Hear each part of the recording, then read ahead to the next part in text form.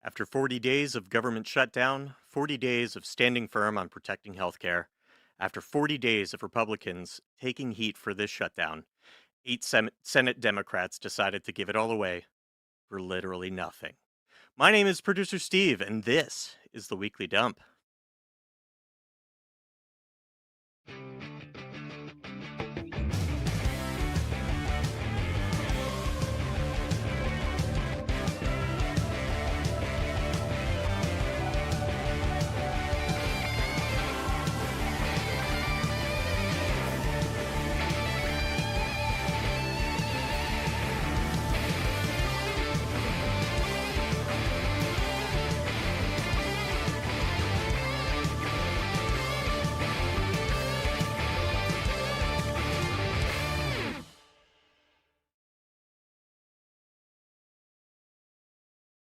All right. Before we begin, I'm sure some of you are wondering, what the hell? Where's Jovan?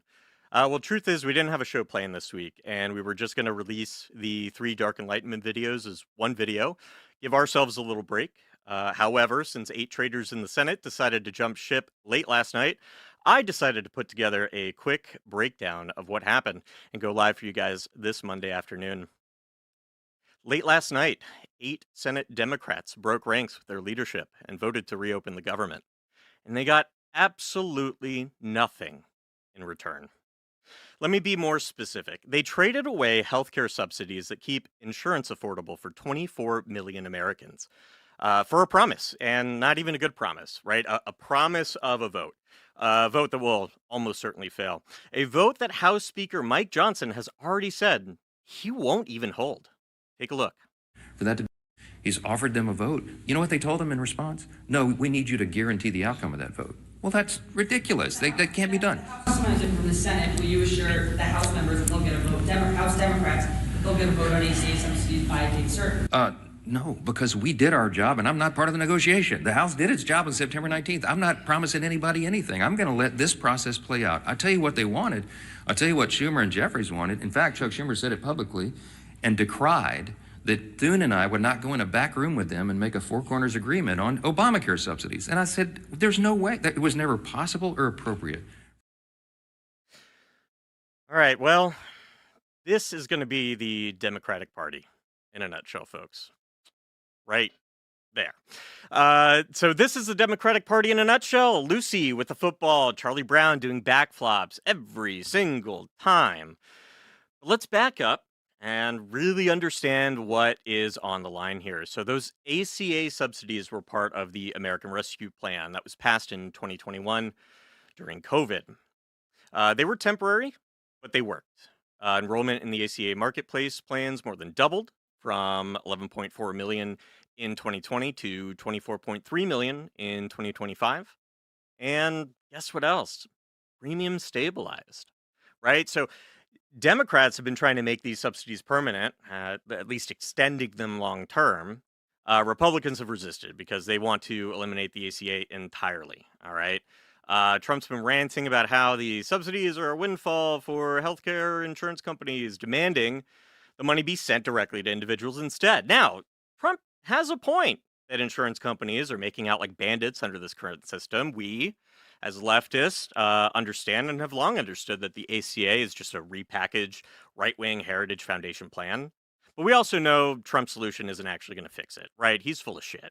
So he's not going to replace this with universal health care. He just wants to blow this up and replace it with, I don't know, nothing, right? Vouchers, maybe, individual market chaos, horse dewormer, bleach injections, who the fuck knows? Okay.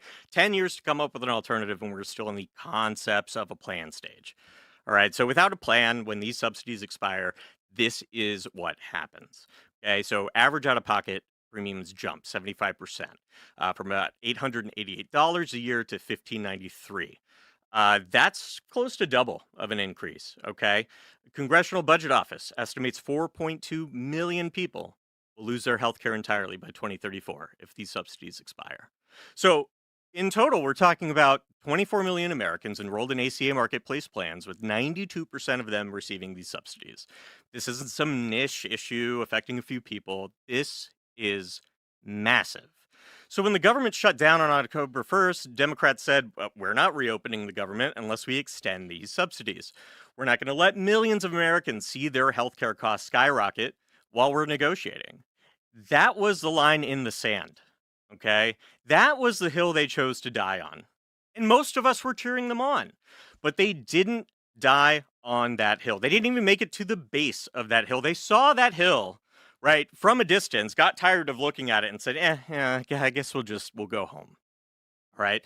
Chuck Schumer, the minority leader, proposed a compromise on Friday, pass a 1-year extension of the ACA subsidies and reopen the government at current spending levels. I mean, look, we compromise, okay? Don't get me wrong. This is Chuck Schumer we are talking about here, okay? And of course, Republicans said no repeatedly, emphatically. Lindsey Graham called it political terrorism. John Kennedy just called it stupid. But last night, on Sunday, Senators Catherine Cortez Masto, Jackie Rosen, both of Nevada, Angus King of Maine, John Fetterman of Pennsylvania, Tim Kaine of Virginia, Dick Durbin of Illinois, and Maggie Hassan and Jeanne Shaheen of New Hampshire sold us out. And few, if any, will see any immediate consequences for this vote. 2 of them have already announced their retirement, and none of them face re-election next year. Here's what they agreed to. They voted to reopen the government through January 30th. They got a promise, not a guarantee, a promise that the Senate would vote on extending the ACA subsidies by the second week of December. That's it. That's the whole deal. A vote that will almost certainly fail. A vote that even if it passes the Senate, Mike Johnson has already said he won't bring it to the House floor. We watched the video together, all right? These 8 traitors undoubtedly have seen it as well.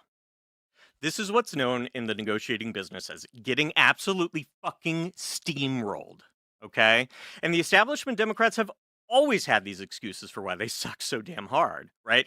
This is what a few of them had to say, all right? So we got Angus King. He said Democrats changed course on ACA because, quote, it wasn't working and it was clear Republicans wouldn't budge. All right.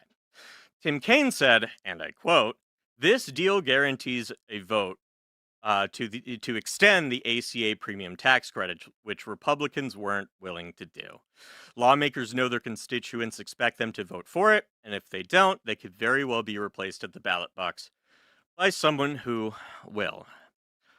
Listen, Tim Kaine's such a moron, dude, right? He thinks Republicans will vote for these subsidies because they're afraid of losing election. Tim, buddy, have you met MAGA? Right? They'd sell their daughters into biblical slavery if Trump told them to, okay? They're not scared of shit, all right? Maggie Hassan said that she's been hearing from residents affected by the shutdown and by looming healthcare cost spikes, and this was the best path forward. Yeah, Maggie, between the average monthly SNAP benefit of $177 and the average ACA benefit of $550 a person per month, sure, queen. Let's go with the lesser amount.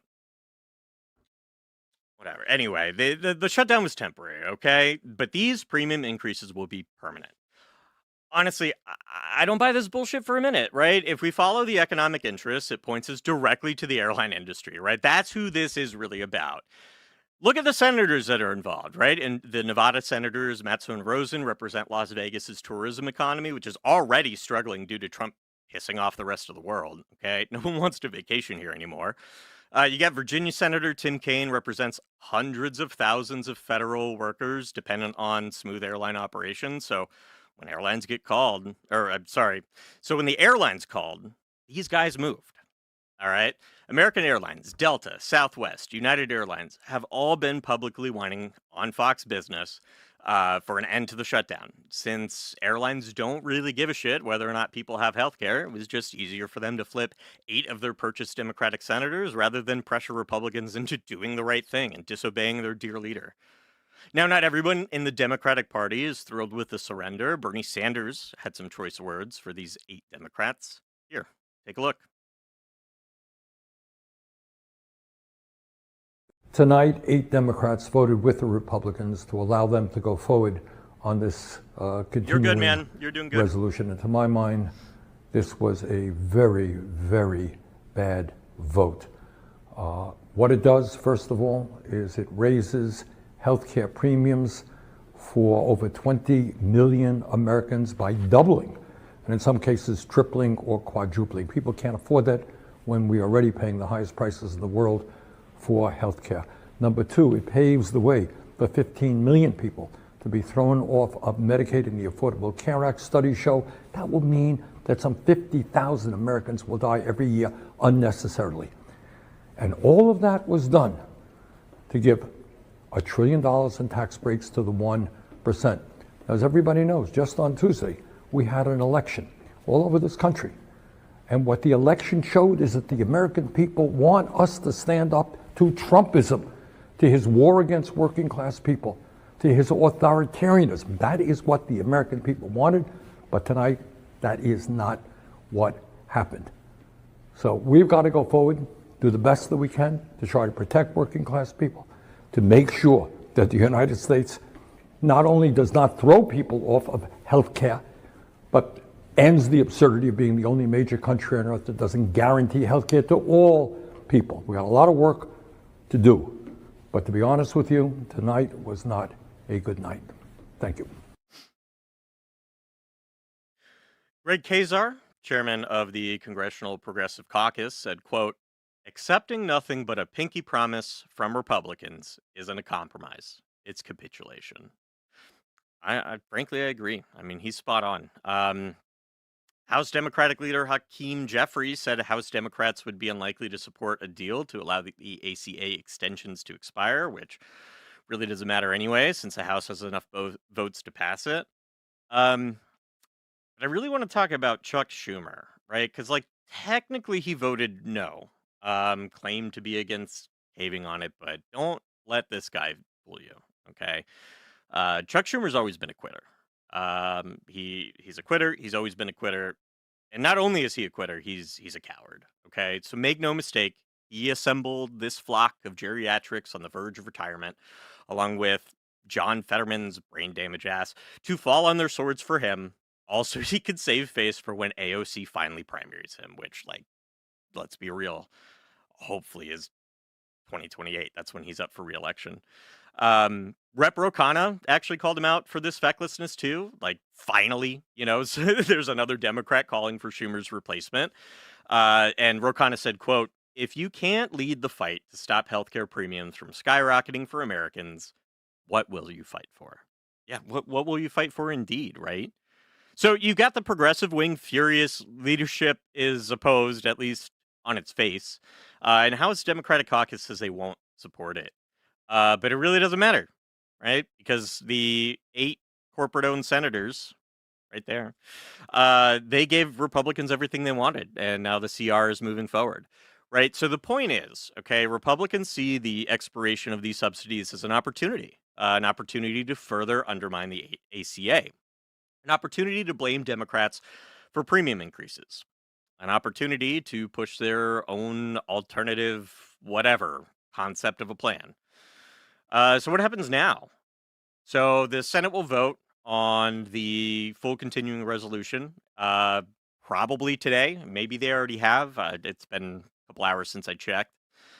If not today, it'll definitely be tomorrow or in the coming days. And it will likely pass with these 8 Democrats plus all Republicans. However, there is still a chance, and unless they've already voted on it in the last couple hours, that 2 of these assholes could back out. And we have an opportunity to call their offices, their DC offices, until they vote, and just pester them and plead with them to back out of this fecklessness. Okay, and the reason why I say we need 2, right? Because technically speaking, you only need 1. But the reason that I think we need 2 is Rand Paul is the lone Republican no vote on this. Okay, he could conceivably cave and flip to a yes. It's not out of the realm of possibility. So call these 8 pieces of shit and see if 2 of them have the courage to stand up to Republicans. Their DC office phone numbers are in the description below. Just remember, be nice and respectful. Okay, they're going to filter out anybody who's yelling at them or using profanity. But if you're nice and respectful, they'll at least listen to the message. They need to feel this pressure now because this is the last opportunity. Okay. And And since growing a spine is the hardest thing for a Democrat to do, let's all assume that they all cave. The CR passes the Senate, goes to the House, where it should pass easily because the Republicans control it, and Democrats are largely powerless to stop it. Trump will sign it. The government will reopen. Federal workers will get paid. Flights will resume normal operations. Then, by the second week of December, the Senate may or may not hold a vote on extending the ACA subsidies. And even if they do, they'll fail. That bill will die in the Senate. But even if by some miracle it passed, Mike Johnson won't bring it to a floor vote. And even by some double miracle, it does pass the House. I mean, Trump is just going to veto it. So that's what I mean by like this is literally the last opportunity to save this, because subsidies will expire, premiums will skyrocket, millions will lose coverage, and Republicans will blame Democrats for all of it. Right? They'll say Democrats had months to negotiate a bipartisan solution. They'll say Democrats were too rigid, too demanding. They'll say this is what happens when Democrats play politics with people's health care. Right? And the mainstream media is going to do the same bullshit they always do and dutifully report both sides of the story as if there's any equivalence between Democrats wanting to protect healthcare subsidies and Republicans refusing to protect healthcare subsidies. Okay? Republicans know with absolute certainty that they can wait out Democrats on anything, right? They can shut down the government, they can threaten the debt ceiling, they can hold hostage any must-pass legislation, and even Supreme Court nominations, right? Eventually, Democrats will crack, Republicans get what they want, so why would Republicans ever compromise when they know this strategy works? They wouldn't, and they won't. Right? We saw this with the debt ceiling fights under Obama. We saw it with the last government shutdown under Trump. And we will see it over and over and over again. Democrats take a stand. Republicans refuse to budge. Media coverage intensifies about the consequences. A few Democrats start getting a little nervous. They start floating about compromise. Republicans smell the blood in the water. They hold firm, and Democrats cave. It's the same story, different crisis. So here's what the Democrats should have done. They should have held firm. No votes to reopen the government without extending the ACA subsidies, period. Yes, that means the shutdown would continue. Yes, that means more flights delayed. Yes, that means more federal workers going without pay and disruption. The pressure was building on Republicans, though. They were getting hammered in their districts. Swing state Republicans were nervous. Even some conservative Republicans were starting to crack. Had the Democrats held out for another week, maybe two, Republicans would have caved. Maybe not completely, but at least not to the point where we're getting pinky promises, okay? We could have had an extension on the subsidies for 6 months or even another year, something that could be a major talking point for 2026. Instead, Democrats blinked first. Again. So here we are. After 40 days of shutdown, Democrats got nothing. Not an extension, not a guarantee, not even a commitment from the House to take it up. Just a promise of a vote. A vote that will fail. A vote that won't matter. 24 million Americans are about to see their healthcare premiums nearly double.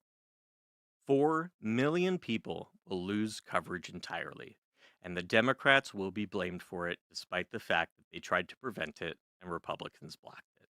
This is the Democratic Party in 2025. Afraid to fight, quick to compromise, desperate to be seen as reasonable, and constantly surprised when Republicans take advantage of that. It's Lucy, Charlie Brown, and the football. Yet again. Well, thanks for tuning in today. We will be back next week for a full episode. Please remember to like, share, and subscribe. I'm producer Steve. This has been the Weekly Dump, and I need a fucking drink. Damn it.